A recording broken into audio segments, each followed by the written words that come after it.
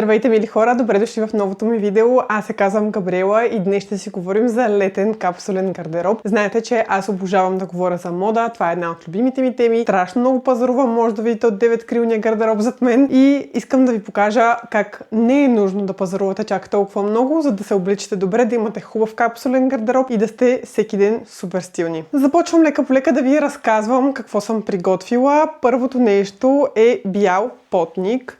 Ето такъв може да изберете, може да бъде и с различно деколте. Нещо, с което трябва много да се внимава, когато обличаме бял потник, е белето, с което го носим отдолу. Бял сутиен не е добра идея.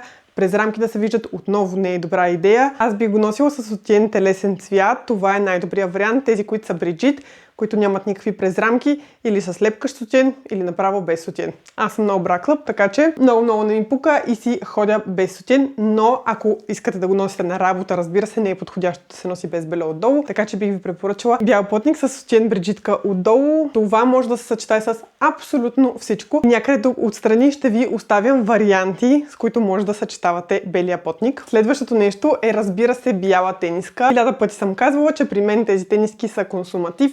Аз си купувам всеки сезон поне по няколко, затова не ми излиза много изгодно да ги купувам от скъпи брандове. Тази специално е от Uniqlo. Купила съм я от Париж, беше някъде към 15 евро. Има ги в манго, има ги в резерв.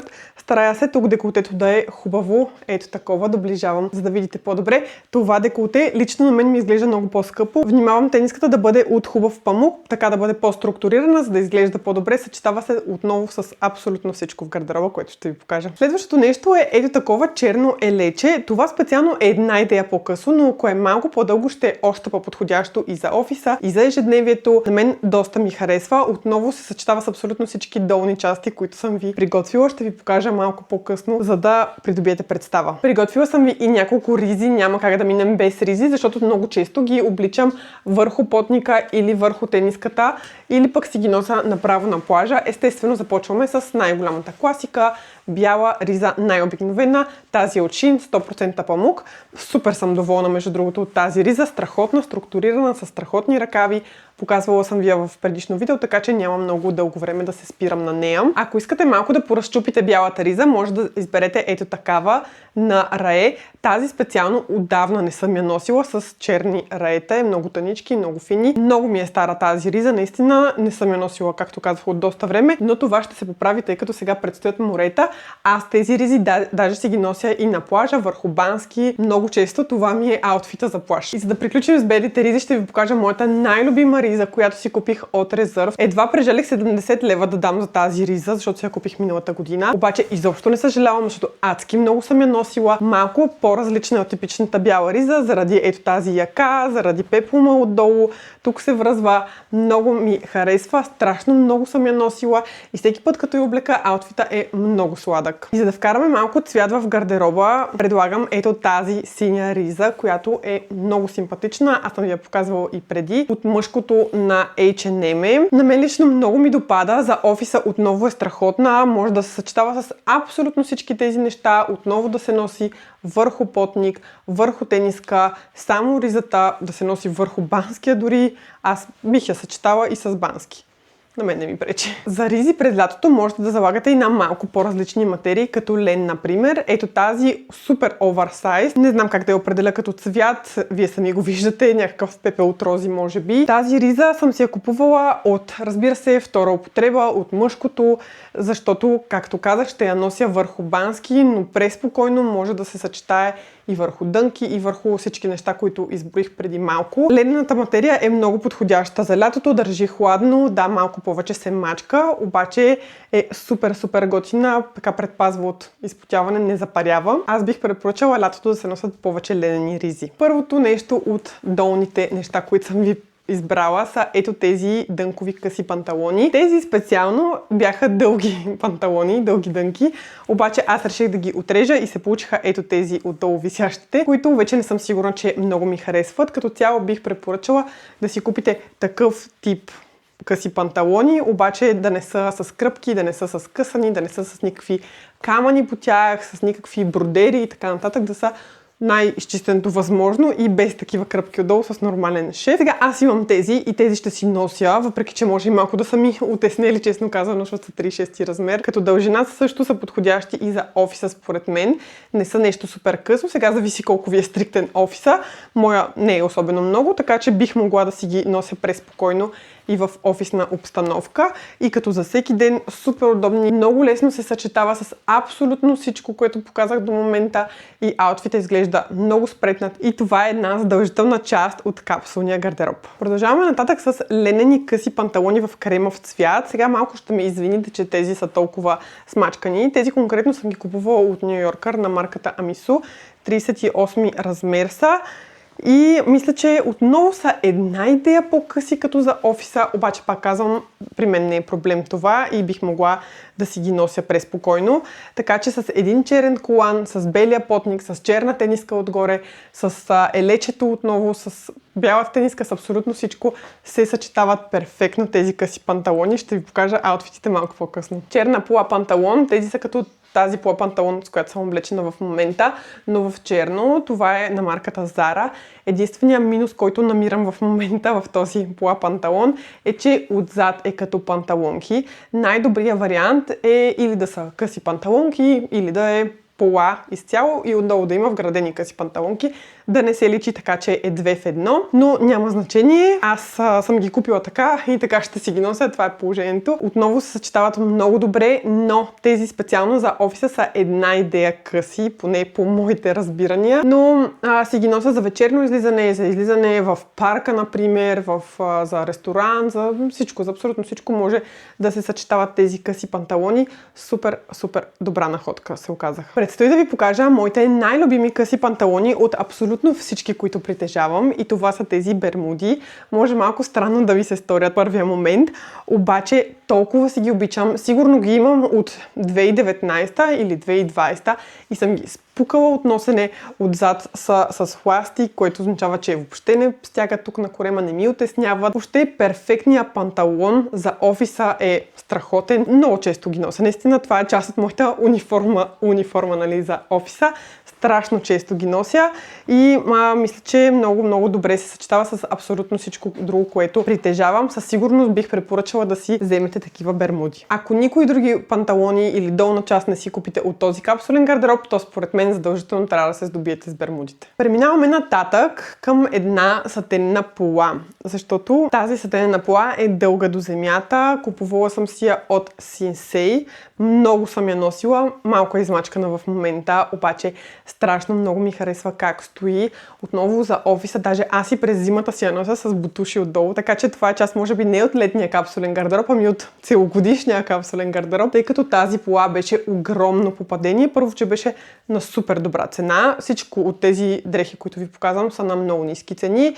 Всичко е купено от Fast Fashion, за съжаление, обаче за мен това няма огромно значение, въпреки че повечето хора предпочитат капсулния гардероб да е изграден от малко по-скъпи продукти и дрехи. Аз го подкрепям това, но за себе си съм решила, че просто не искам да давам много пари за дрехи, както 1000 пъти вече съм казвала. Споменавала съм, че съм опитвала да си купувам бяла тениска от COS за 35 евро. Не проработиха нещата за мен, тъй като отново издържа за същото време, за което и другите тениски, които са по 15 евро или дори са по 15 лева. Така че аз оставам на мнението, че по-добре цените да са по-ниски, но това си е лично мое мнение, не ангажирам никого с него. Да се върнем към полата. Полата отново се съчетава с абсолютно всяко от тези горни неща, връхни дрехи, които съм ви показала. Стои страхотно. Както казах, може да се носи дори зимата, може да се носи есента, лятото. Просто я обожавам. Разбира се, аз я имам и в още един цвят, но черната пола реших, че ще бъде доста по-подходяща. Но разбира се, ако се спрете и на друг цвят, е окей. Следващото нещо, което ще ви покажа, е бял панталон, който е от... По принцип най-добрият вариант е от ленена материя, моя е от Shein и е тук с една подплата отдолу, която много не харесвам, обаче си го нося, лятото го спуквам от носене, миналата година си го купих или даже по-миналата година. Това ще е мое трето лято и според мен въобще не се е захабил. Много добре изглежда, нося го на плажа, нося го в града. Сега на работа не съм го носила, но според мен пък си е окей, защо да не се носи и на работа. Панталонът е в такава лятна материя. Както казах, ако е лен е най-добрия вариант, но в случая моят не е, но го съчетавам отново с абсолютно всичко и ми е страшно удобен. Обожавам го, дано издържи още дълги години, защото не знам дали ще мога да си намеря друг толкова подходящ и удобен панталон. Хайде да преминем на малко роклички. Сложила съм една малка черна рокля, сатенина, която е абсолютно задължителна. Моята е от втора употреба. Вижте колко прекрасно изглежда, без абсолютно никакви забележки. Ето така изглежда гърба. От Primark е тази рокля. Много добре изглежда. Тя, разбира се, е за вечерно излизане. За офиса ми се струва доста късичка, но готиното е, че може тази рокля да се съчетае и с бялата тениска отдолу под нея и да изглежда просто прекрасно. За някое такова по-ежедневно излизане може да се съчетае с коланче или с нещо друго, с бутуши. Бих я съчетала по хиляди начини, с маратонки, с балеринки, с сандали, с абсолютно всичко се съчетава, дори и с, разбира се, високи токчета за някое така по-вечерно дискотечно излизане или за по-луксозен ресторант. И последното от дрехите, което ще ви покажа, е една бяла ежедневна рокличка. Тази е от Zara, отново съм си я купувала втора употреба. Гол гръб е отзад и с едно такова нещо, което се връзва ето тук, но аз го връзвам отпред, за да може да се дефинира по-добре талията. Сега тази рокличка не бих казала, че е най-подходящата за носене в офиса, но на мен доста ми допада за ежедневието. Когато си решил да облечеш рокля, е супер лесно, защото въобще не трябва да го мислиш, да съчетаваш горна част, долна, колани, аксесуари и така нататък. Мяташ роклята, обуваш едни обувки, грабваш чантата. Много е лесно с тази рокля. Приготвила съм и малко аксесуари под формата на шалчета, за да можете да разнообразявате малко повече, да разчупвате визите, за да не са съвсем типично скучни. Разбира се, аз бих добавила към тези неща и колани, например черен колан или кафяв колан. Но съм избрала и ето такива шалчета, които да се връзват на кръста, на главата. Имам в TikTok видео с много начини, по които може да се носи такъв шал, даже точно с този го снимах. Може и да ме последвате там, ако решите. Друг шал, който съм си купила и мисля, че съм носила сега само един единствен път, е ето този на точки, така модерните полкадот. Него го връзвам на кръста, отново може да се вържи на главата и по много различни начини. Този черния шал също може да се ползва и за плажа. Всички тези шалове могат да се носят и на плажа, разбира се. Да се носят отново ето такъв, черен с бял елемент на него. И ето това, което всички много ми се чудиха, когато си го купих, какво е, но това на мен много ми харесва. Дантелено шалче, което се връзва на кръста. Отново може да го инкорпорирате в много различни начини в аутфита си. Може също да се носи и като шал за глава. За обувки съм ви предвидила само два чифта. Първите са ето тези балеринки, които ги нося вече може би второ или трето лято, мисля, че второ лято от Хаус и ги обожавам. Толкова са удобни. Това са най-удобните обувки ever, които съм притежавала. Наистина съм ги спукала от носене. Много редовно си ги нося и на работа. Съчетавам ги с абсолютно всичко, което може да се сетите. И другото нещо, за което също важи това, са ето тези маратонки, които са на Adidas, PL Cord, VL Cord, нещо такова бяха. Не съм сигурна. Купих си ги на цена от 30 евро от намалението на CCC или CCC магазин, не знам как точно се казва. Но бяха супер добро попадение, много приличат на самбите. Аз имам черните самби и много имах нужда от нови бели маратонки, тъй като моите New Balance просто ги спуках от носене.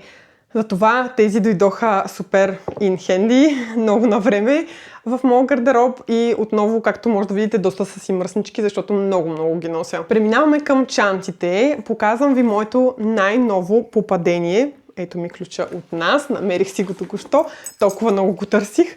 Показвам ви моето най-ново попадение, което си купих миналата или по-миналата събота от съботния базар в Мезон 14. Много съм доволна. На този базар известни фешен инфлуенсъри бяха събрали гардеробите си и аз си купих тази чантичка от гардероба на Хриси Бозева. Страхотна е, купих я за 30 евро, защото е толкова универсална. Това може да се използва като плажна чанта, като чанта за работа, като чанта за офиса. Огромна е. Аз мога да събера лаптопа си вътре, мога да събера и всичките ми други неща, защото аз на работа ходя само с големи чанти, така че тази е толкова удобна. Бих ви препоръчала по принцип и плетена чанта, но тази играе ролята на плетена чанта и съм много доволна. от тази ми покупка. Инспирирана е от чантите на Hermes. Разбира се, тя е на някаква друга марка, Кабани, ако не се лъжа, никога не я бях чувала, но има си и ето такава дълга дръжка. Както казах, бих я носила на плажа, бих я носила на работа, на разходка. Малко е тежичка, но я обожавам. И последно, но не на последно място, защото това е най-любимата ми чанта в целия ми гардероб. Показвам ви я, страхотна е, обожавам я. Чантата ми на Сунгмонт. Хиляди пъти вече съм говорила за нея, но за мен една такава малка черна чанта, разбира се, не е задължително да е тази, но една такава малка черна чанта много би допълнила гардероба ви и със сигурност би се съчетала с абсолютно всичко, което е тук. Ако харесвате малки чанти, със сигурност ви препоръчвам да си вземете тази, но разбира се, може и нещо друго, по-бюджетно, по-скъпо и така нататък, но аз я обожавам и страшно много си я нося, предимно на вечерни излизания, тъй като, както казах, на работа ходя с огромни чанти, но тази е от моя капсулен гардероб и остава завинаги в него. Надявам се това видео да е било полезно за вас. Напишете ми в коментар какво мислите, кои други неща бихте добавили, какво бихте махнали и въобще като цяло напишете ми мнението си. Ако ви харесват тези фешън видеа, отново оставете ми в коментар, харесайте видеото, абонирайте се за канала ми, последвайте ме във всички социални мрежи и ще се видим в следващото такова. Чао и целувки!